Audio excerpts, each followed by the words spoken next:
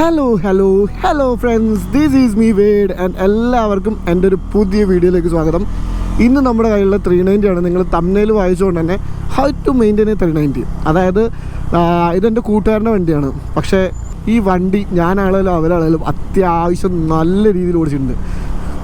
അപ്പോൾ ഈ ഒരു വണ്ടി എന്ന് വെച്ചിട്ടുണ്ടെങ്കിൽ ഈവൻ എന്തോ എൻ്റെ കൂട്ടുകാരൻ്റെ വണ്ടിയാണേലും എനിക്ക് തോന്നുന്നു ആദ്യത്തെ ഒരു 30,000 കിലോമീറ്ററിൽ, ഇതിപ്പോൾ 50,000 കിലോമീറ്ററായി, അതിൽ മെജോറിറ്റി ഓടിച്ചത് ഞാൻ. അതായത് ഇവിടെ ഞാൻ നാട്ടിൽ വരുവാണെന്നാണെങ്കിൽ ഞാൻ ഏറ്റവും കൂടുതൽ യൂസ് ചെയ്യുന്ന വണ്ടി ഇതാണ്. അതായത് 390 ഉണ്ടാകുമ്പോൾ, അതായത് ബിരിയാണി ഉണ്ടാകുമ്പോൾ ആരെങ്കിലും സാധാരണ ഒരു സദ്യം കഴിക്കോ എന്നുള്ള മൂടാണ്. ഒരുപാട് വണ്ടികൾ വേറെ ഉണ്ടെങ്കിൽ പോലും വി ഹാവ് എ 390. സോ അതൊരു കാര്യം, അതും BS4. അപ്പോൾ ഇത് നമ്മൾ ഒരു പ്രോസസ്സ് ഉണ്ടാകും, അത് ഇത് മെയിൻറ്റെയിൻ ചെയ്യണതും ഇതിനുണ്ടായ പ്രശ്നങ്ങളും നമ്മൾ ഫേസ് ചെയ്തിട്ടുള്ള കാര്യങ്ങളൊക്കെ കൂടിയിട്ട് ഉള്ളൊരു വീഡിയോ ആണ്. അതായത് നിങ്ങൾ എങ്ങനെ ഈ ഒരു വണ്ടി നിങ്ങൾ എടുക്കാൻ ഉദ്ദേശിക്കുകയാണെങ്കിൽ അത് it applies to everything. Gen 3 ആണെങ്കിലും നമ്മുടെ Gen 2 ആണെങ്കിലും അതിൽ തന്നെ Gen 1 BS3 ആണെങ്കിലും എല്ലാത്തിനും ഇറ്റ് അപ്ലൈസ് ഈ ഒരു സംഭവം. അതായത് എനിക്ക് ആദ്യം തന്നെ പറയാനുള്ളതെന്ന് വെച്ചിട്ടുണ്ടെങ്കിൽ, നിങ്ങൾ എടുക്കുന്നതെന്ന് വെച്ചിട്ടുണ്ടെങ്കിൽ ഒരു സിംഗിൾ സിലിണ്ടർ ബീസ്റ്റിനെയാണ്. അതുകൊണ്ട് തന്നെ അതിനെ മര്യാദയ്ക്ക് നോക്കാൻ ഇച്ചിരി അല്ലെങ്കിൽ ടൈം ചെയ്തെടുക്കാൻ ഇച്ചിരി പാടാണ്. It's like an high maintenance girl friend. നിങ്ങൾ നന്നായിട്ട് നോക്കിയില്ല, നന്നായിട്ട് മിണ്ടിയില്ല എന്നൊക്കെ ആണെങ്കിൽ ഇവൾ പണി തരും, ബഹളം വെച്ചുകൊണ്ടേയിരിക്കും. അപ്പോൾ നിങ്ങളെല്ലാ സംഭവവും എന്താ പറയുക, നിങ്ങൾ നോക്കിയും കണ്ടും സൂക്ഷ്മദർശിനിയായിരിക്കണം. നിങ്ങൾ എന്ത് സൗണ്ട് വരുന്നുണ്ടോ, എന്തെങ്കിലും ലീക്ക് ഉണ്ടോ, എന്തെങ്കിലും പ്രശ്നമുണ്ടോ, പ്രത്യേകിച്ച് സസ്പെൻഷൻ ആൻഡ് ബ്രേക്സ്. അതായത് ഇതിൻ്റെ ഏറ്റവും ഇമ്പോർട്ടൻറ്റ് പാർട്ടാണ് കേട്ടോ. അതിന് ഞാൻ പറയാം. ആദ്യം തന്നെ പെർഫോമൻസ്. ഇപ്പോൾ പെർഫോമൻസിൻ്റെ നിങ്ങൾക്ക് ഡ്രോപ്പോ കാര്യങ്ങളൊക്കെ തോന്നുകയാണെങ്കിൽ കംപ്രഷൻ ലീക്കോ അങ്ങനെ എന്തെങ്കിലുമൊക്കെ പ്രശ്നങ്ങൾ വരാൻ ചാൻസ് ഉണ്ട്. അപ്പോൾ എപ്പോഴും നിങ്ങളൊരു ഡെയിലി യൂസ് ചെയ്യുന്ന ഒരാളാണെങ്കിൽ നിങ്ങൾ ചെയ്യേണ്ട കാര്യം എന്ന് വെച്ചിട്ടുണ്ടെങ്കിൽ, നിങ്ങൾക്ക് ഇപ്പോൾ ചിലപ്പോൾ അറിയാൻ പറ്റില്ല, ഒരു പ്ലേസ് ബോ എഫക്റ്റ് ഉണ്ടാവും. അടിപൊളിയായിട്ടാണ് പോയിക്കൊണ്ടിരിക്കുന്നത്. പക്ഷേ എൻ്റെ കൂട്ടുകാരൻ നേരെ ഓപ്പോസിറ്റ്, അവൻ സൈക്കോണ്. അവൻ ചോദിച്ചുകൊണ്ടിരിക്കും, എടാ വണ്ടി ഓടിക്കുന്നുണ്ട്, എടാ എന്തെങ്കിലും പവറിന് എന്തെങ്കിലും കുഴപ്പമുണ്ടോ എന്ന് ചോദിച്ചുകൊണ്ടേയിരിക്കും. ബട്ട് എനിവേസ്, നിങ്ങൾക്ക് അത് അറിയാനുള്ള അല്ലെങ്കിൽ അതും മനസ്സിലാക്കാനുള്ള ഏറ്റവും നല്ല കാര്യം എന്ന് വെച്ചിട്ടുണ്ടെങ്കിൽ, കുറച്ചുകൂടി ഈ സെയിം പെർഫോമൻസ് ഉള്ള, വേറെ കുഴപ്പമൊന്നുമില്ല 390 ഓടിക്കുന്ന ഒരാൾ നിങ്ങൾക്ക് കമ്പനി ആയിട്ടുണ്ട് എന്നാണെങ്കിൽ അവനെ കൊണ്ട് ഓടിച്ച് നോക്കാമെന്നുള്ളൂ. അപ്പോൾ മനസ്സിലാവും. അല്ലെങ്കിൽ ഒബ്വിയസ്ലി നിങ്ങളുടെ ഫ്രണ്ട്സിന് നിങ്ങളുടെ വണ്ടി എന്തായാലും കൊടുത്തതാണ് 390. അപ്പോൾ അവർക്കൊന്ന് കൊടുത്താൽ മനസ്സിലാവും. അല്ലെങ്കിൽ നിങ്ങൾക്ക് തന്നെ ഓൾമോസ്റ്റ് മനസ്സിലാവും എന്തെങ്കിലും പെർഫോമൻസിൽ കുറവുണ്ടോ എന്ന്.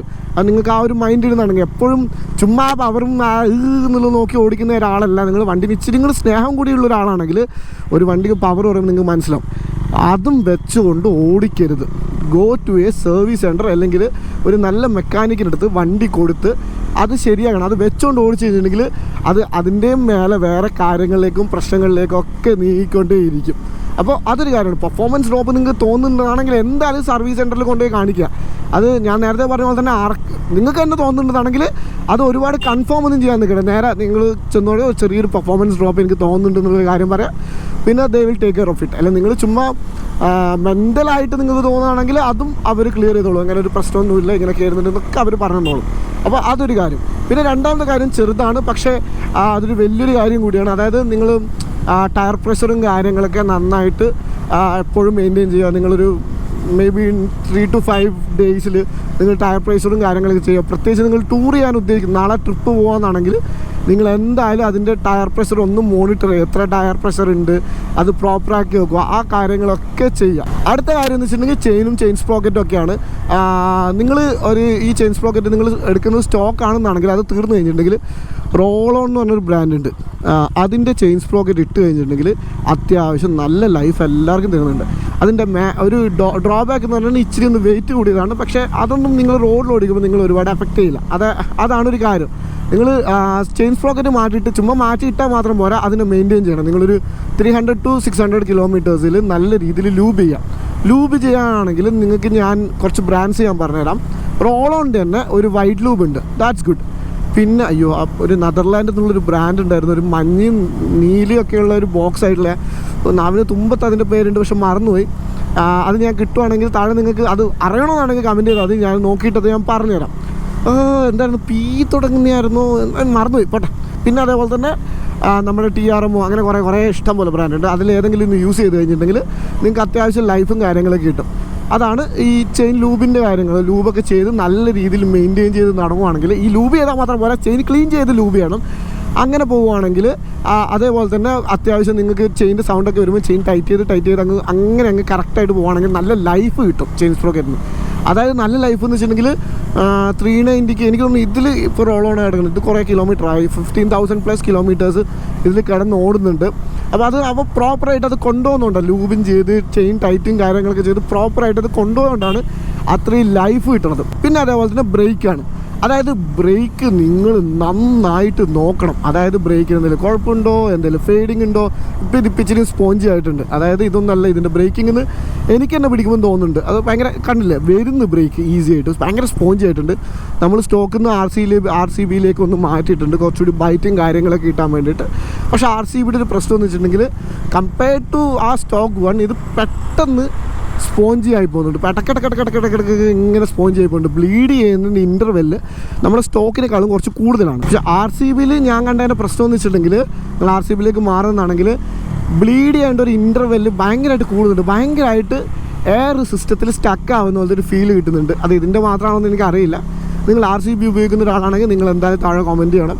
പിന്നെ അതേപോലെ തന്നെ നിങ്ങൾ ബ്രേക്ക് പാഡ് എപ്പോഴും ചെക്ക് ചെയ്യണം കേട്ടോ, എത്ര ലൈഫ് ഉണ്ട് അതൊക്കെ ചെക്ക് ചെയ്യണം. പിന്നെ അതേപോലെ തന്നെ ബ്രംബോന്ന് താഴോട്ടേക്ക് പോകരുത്. സെറാമിക് ആണെങ്കിൽ പോലും സ്റ്റിക്ക് ടു ബ്രംബോ, അതാണ് നിങ്ങൾക്ക് ഇതിൽ ഏറ്റവും ബെസ്റ്റ്. അല്ല നിങ്ങൾ മേലോട്ട് പോവുകയാണെങ്കിൽ DP ബ്രേക്സ് ഒക്കെ ഉണ്ട്, അതൊക്കെ നല്ലതാണ്, അതൊക്കെ ഒരു ഓപ്ഷനാണ്. അത് എനിക്ക് തോന്നുന്നു കുറച്ചുകൂടി ബെറ്റർ ദാൻ ബ്രംബോ എന്നൊക്കെ ആൾക്കാർ പറയാറുണ്ട്. പക്ഷേ എനിക്ക് ആ ബ്രംബോ തന്നെയാണ് ആ പ്രൈസ് റേഞ്ചിലും ആ പ്രൈസ് ടു പെർഫോമൻസ് വാല്യൂവിൽ കുറച്ചുകൂടി ബെറ്റർ ആയിട്ട് തോന്നിയത്. പിന്നെയുള്ള കാര്യം എന്ന് വെച്ചാൽ ടയേഴ്സാണ്. ഞാൻ ഓരോ 1/1 ആയിട്ട് പറയാം. ടയേഴ്സിലും ഇപ്പോൾ ഇതിൽ കിടക്കുന്ന റോഡ് 5 ആണ്.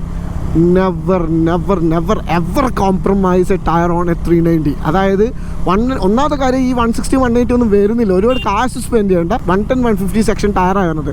പിന്നെ അതേപോലെ തന്നെ 390 എടുത്തിട്ട് ഈ മറ്റേ എന്താ പറയുക ട്രാക്ക് ടയറൊക്കെ കയറുന്നവർക്ക് അടി തിരിഞ്ഞ്. അതായത് നിങ്ങൾ ആ 110 150 തന്നെ സ്റ്റിക്ക് ചെയ്ത് ഓക്കെ ഫൈൻ, ഒരു എക്സെപ്ഷൻ തരാം നിങ്ങളുടെ കയ്യിൽ, എനിക്കത് മനസ്സിലാവും, കാശില്ല, നിങ്ങൾക്ക് ടയറും തീർന്നു പോയി, അങ്ങനെയൊക്കെ ഉള്ളൊരു സിറ്റുവേഷനിൽ നിങ്ങൾക്ക് ട്രാക്ക് ടയർ യൂസ് ചെയ്യാം. അതായത് പോട്ടെ, നമുക്ക് മനസ്സിലാവും നമ്മുടെയൊക്കെ അവസ്ഥ അതാണ്. ഇടയ്ക്ക് കയ്യിൽ 5 കാശ് ഉണ്ടാവില്ല. പക്ഷേ ഈ ട്രാക്ക് ടയർ മാത്രമേ ഇവിടെയുള്ളൂ കാശുണ്ടെന്നായിട്ട് അത് ആ ലുക്കിന് വേണ്ടിയിട്ട് ചെയ്യുന്നതാണെങ്കിൽ അത് ഈ വണ്ടിയോട് ചെയ്യുന്ന ദ്രോ ആണ്. അതായത് സ്വിങ്ങാമിന് പ്രശ്നം പറ്റും. അതേപോലെ തന്നെ ആ ഡാമ്പർ ബുഷുകൾക്കൊക്കെ നല്ല രീതിയിൽ പ്രശ്നം പറ്റും. ഈവൻ വീൽ ബാരിങ്ങിന് വരെ പ്രശ്നം പറ്റും. പിന്നെ ആക്സിലേഷൻ കുറയും, മൈലേജ് കുറയും. അതൊക്കെ നിങ്ങൾ നോക്കേണ്ട കാര്യമാണ്. അതായത് ട്രാക്ക് ടയർ യൂസ് ചെയ്യുകയാണെങ്കിൽ അങ്ങനെ ഒരു സിറ്റുവേഷനൊക്കെ ആണെങ്കിൽ ഫൈൻ എന്നുള്ള രീതിയിൽ ഓക്കെ.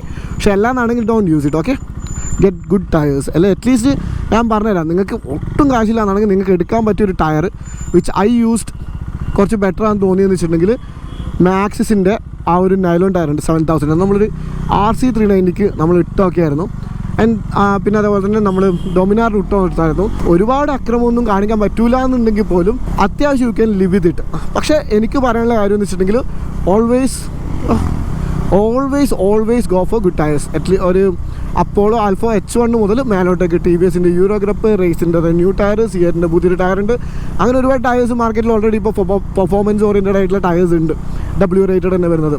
അങ്ങനെ വല്ലതും നിങ്ങൾക്ക് നോക്കാം. അല്ലാതെ നിങ്ങൾ ഒരു ഷോഗൺ ടയർ എടുത്തിട്ട് ഏത് 390 ആയിക്കോട്ടെ ഇട്ടരുത്.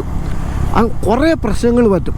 പിന്നെ അതേപോലെ തന്നെ സസ്പെൻഷൻ, ഇതിൻ്റെ Gen 3 ഒഴിച്ച് കഴിഞ്ഞാൽ BS6 ഒഴിച്ച് കഴിഞ്ഞിട്ടുണ്ടെങ്കിൽ ഇതിൻ്റെ ബെൻ പൈപ്പ് പോകുന്നത് നിങ്ങൾ ശ്രദ്ധിച്ചിട്ടുണ്ടാവും. മറ്റേ കറങ്ങി തിരിഞ്ഞ് മറ്റേ സസ്പെൻഷൻ സൈഡിലോട്ടാണ്.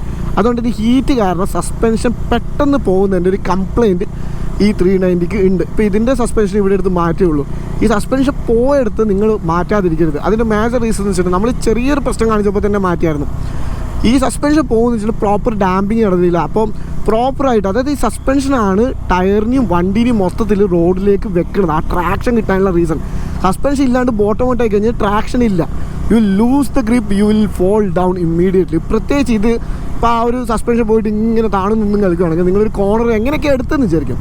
അപ്പോൾ ഈ കോർണർ എടുക്കുമ്പോൾ തന്നെ ഇങ്ങനെ സസ്പെൻഷൻ താണു നിൽക്കും. അപ്പോൾ അടുത്ത കോർണർ എക്സിറ്റിൽ നിങ്ങൾ കൈ കൊടുക്കുമ്പോൾ ഈ വെയിറ്റ് ഫ്രണ്ടിൽ നിന്ന് പുറകോട്ട് വന്ന് വീണ്ടും താഴും. അപ്പോൾ ബോട്ടം ഔട്ടാവും. അതായത് സസ്പെൻഷൻ ഇല്ല.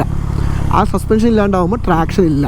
അപ്പോൾ നിങ്ങൾ മോട്ടോ GPയിൽ വരെ കണ്ടിട്ടില്ലേ ആൾക്കാർ മറ്റേ ഹൈ സ്ലൈഡ് എടുത്തിട്ട് മാർക്കസൊക്കെ പറന്ന് വീണത്? അതേപോലെ നിങ്ങൾ ഒരു സൂട്ടും ഇല്ലാണ്ട് റോഡിലേക്ക് വീഴുന്നൊന്ന് ആലോചിച്ച് നോക്കി, ചാവും. അതുകൊണ്ട് തന്നെ സസ്പെൻഷനിൽ ചെറിയൊരു പ്രശ്നം ഉണ്ടെങ്കിൽ നിങ്ങളത് മാറ്റുക. അതായത് അതിനൊരു 5,000 to 6,000 rupees വരും. അപ്പോൾ സസ്പെൻഷൻ മാറ്റി നിങ്ങൾക്ക് വേണേൽ അപ്ഗ്രേഡ് ചെയ്യാം, നിങ്ങൾക്ക് വേണേൽ അഡ്ജസ്റ്റബിൾ സസ്പെൻഷൻ വെക്കാം. അഡ്വഞ്ചർ 390 അഡ്ജസ്റ്റബിൾ സസ്പെൻഷൻ പോട്ടെ ഇതിൽ, പക്ഷേ അതിന് ഇച്ചിരി ഒന്ന് ഹൈറ്റ് കൂട്ടും എന്നുള്ളൊരു ഡീമെറിറ്റ് ഈ വണ്ടിക്കുണ്ട്. പിന്നെ അതേപോലെ തന്നെ TFT ഇത് നമ്മൾ എന്ന് വെച്ചിട്ടുണ്ടെങ്കിൽ ഇത് കംപ്ലയിൻ്റ് ആയതാണ്. പിന്നെ ഇത് റിപ്പയർ ചെയ്യാൻ കൊടുത്തു 4,000 റിപ്ലേസ്മെൻ്റ് ഒക്കെ വരുമ്പോൾ 20,000 അടുത്തൊക്കെ ആവും. Gen 3 എത്രയാണെന്ന് എനിക്ക് അറിയില്ല, ബട്ട് ഇതിന് അത്രയും റേറ്റ് ആവും. അതുകൊണ്ട് തന്നെ ഇത് കുറച്ച് മറ്റേ വാട്ടർ പ്രൂഫ് കുറച്ചൊരു കേസിംഗ് ഒക്കെ കിട്ടും. അതൊക്കെ മേടിച്ച് വെച്ച് കഴിഞ്ഞിട്ടുണ്ടെങ്കിൽ കുറച്ച് ഉപകാരം. പിന്നെ ഒരുപാട് ഈ വെയിലത്തൊന്നും ഇത് വെക്കാതിരിക്കുക, കുറച്ചൊന്ന് ടേക്ക് കെയർ ചെയ്യണം. അല്ലെങ്കിൽ കുറച്ച് കാശ് കൈ പോടുന്ന ഒരു ഐറ്റമാണ് ഈ TFT എന്ന് പറയുന്നത്. കാണാനൊക്കെ രസമാണ്, പക്ഷെ പോയി കഴിഞ്ഞിട്ടുണ്ടെങ്കിൽ കാശ് ഡുഡുഡുഡുഡുന്ന് പോകും. പിന്നെ മിററൊന്നും ഇല്ലാതെ വണ്ടി ഓടിക്കരുത്. അതൊക്കെ ഇറ്റ്സ് ചീപ്പ്. കാണാനൊക്കെ രസമാണ്, പക്ഷേ മിററൊന്നും ഇല്ലാണ്ട് ഓടിച്ച് കഴിഞ്ഞാൽ ചാവും ചിലപ്പോൾ. അതായത് വണ്ടി വരുന്നതാണെങ്കിൽ നമ്മൾ എവിടെയും കൊണ്ടിരിക്കും. പിന്നെ അതേപോലെ തന്നെ വേറെ കാര്യം എന്ന് വെച്ചിട്ടുണ്ടെങ്കിൽ ഇൻഡിക്കേറ്റേഴ്സിൻ്റെ ഒരു കാര്യമുണ്ട് കോമഡി എന്ന് വെച്ചിട്ടുണ്ടെങ്കിൽ, ഇതിന് ടെയിൽ ഉണ്ടല്ലോ. അപ്പോൾ പില്ലൺ ഇരിക്കുമ്പോൾ എല്ലാം എഴുന്നേൽക്കുമ്പോൾ എപ്പോഴും ഇൻഡിക്കേറ്ററിന് കൊണ്ട് തട്ടി ഇൻഡിക്കേറ്റർ പൊട്ടും, അല്ല പൊട്ടാറാവും. അങ്ങനെ ഒരു മേജർ ഫ്ലോ ഉണ്ട്.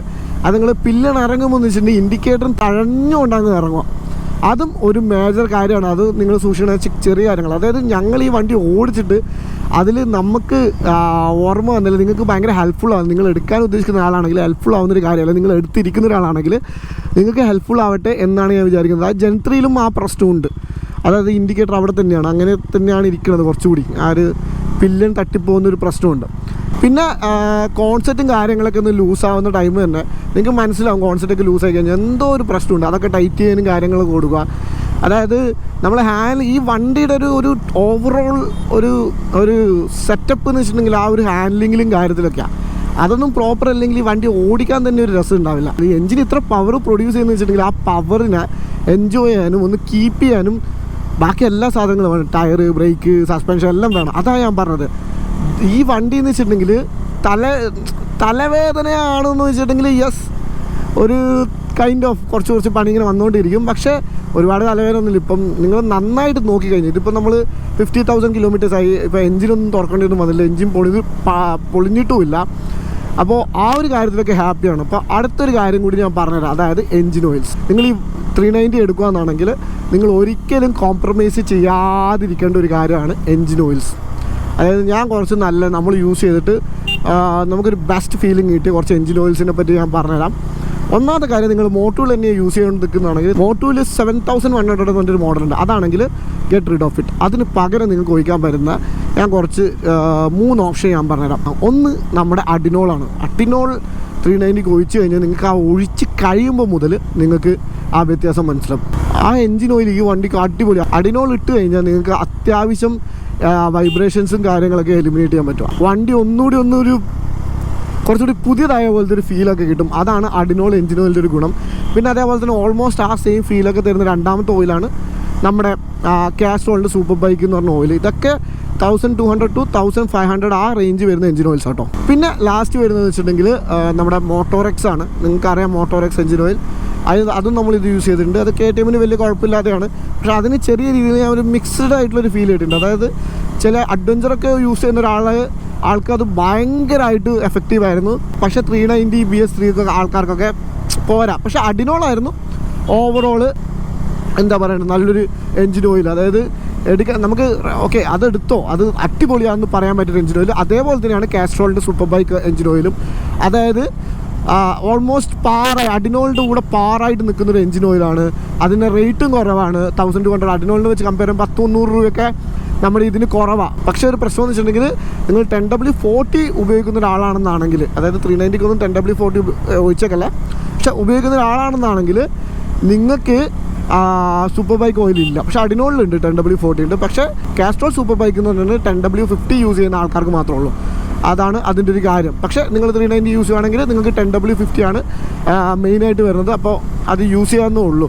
അപ്പോൾ ഞാൻ റെക്കമെൻഡ് ചെയ്യുന്നത്, അതായത് വാല്യൂ ഫോർ മണി മൊത്തമായിട്ട് നോക്കുവാണെങ്കിൽ കാസ്ട്രോൾ സൂപ്പർ ബൈക്ക് ഓയിൽ തന്നെയാണ് കമ്പയർ ടു അഡിനോൾ. അഡിനോൾ വേറെ ഇച്ചിരി എക്സ്പെൻസീവ് ആണ്. പക്ഷേ നിങ്ങൾക്ക് കാശ് റേസ് ചെയ്യാനുണ്ടെന്നാണെങ്കിൽ ഗോ ഫോർ അഡിനോൾ. അതാണ് എനിക്ക് എൻ്റെ എക്സ്പീരിയൻസ് എന്ന് പറയാനുള്ളത്. അപ്പോൾ എഞ്ചിൻ ഓയിൽ ഒരിക്കലും കോംപ്രമൈസ് ചെയ്ത് നിങ്ങൾ പറ്റുമെങ്കിൽ നിങ്ങൾ സർവീസ് ഇൻ്റർവെൽ ആവുന്നൊരു 5000 കിലോമീറ്റേഴ്സിലാണെന്ന് തോന്നുന്നു. അതിൽ നിന്നൊരു 4500 കിലോമീറ്റേഴ്സ് ആകുമ്പോൾ തന്നെ സർവീസിൽ കൊടുക്കുക. നിങ്ങൾ ആ 500 കിലോമീറ്റേഴ്സ് കൂടി ഓടിക്കാൻ കാത്തിരിക്കേണ്ട, it's a KTM motorcycle. It's very sensitive. അതിൻ്റെ എഞ്ചിൻ ഭയങ്കര സെൻസിറ്റീവാണ്. അതാണ് അതിൻ്റെ ഒരു കാര്യം. അപ്പോൾ നിങ്ങൾക്ക് ഞാൻ പറയുന്ന എല്ലാ കാര്യങ്ങളൊക്കെ ഹെൽപ്ഫുൾ ആവുമെന്ന് ഞാൻ വിചാരിക്കുന്നു. അപ്പോൾ നിങ്ങൾക്ക് അങ്ങനെ ഹെൽപ്ഫുൾ ആണെന്നാണെങ്കിൽ എന്തായാലും താഴെ കമൻറ്റ് ചെയ്യുക. എന്തെങ്കിലും ഡൗട്ടോ കാര്യമുണ്ടെങ്കിൽ ഡു കമൻറ്റ് ഡൗൺ ബിലോ. പിന്നെ എഞ്ചിൻ ഓയിലും കാര്യങ്ങളൊക്കെ നിങ്ങൾക്ക് വേണമെന്നൊക്കെ ആണെങ്കിലും മെസ്സേജ് അയച്ചാൽ മതി. അത്രയ്ക്കേ ഉള്ളൂ. ആൻഡ് 390 ഒക്കെ എടുക്കാൻ പോകുന്ന ഒരാളാണെങ്കിൽ do enjoy it, do ride motor cycle safety.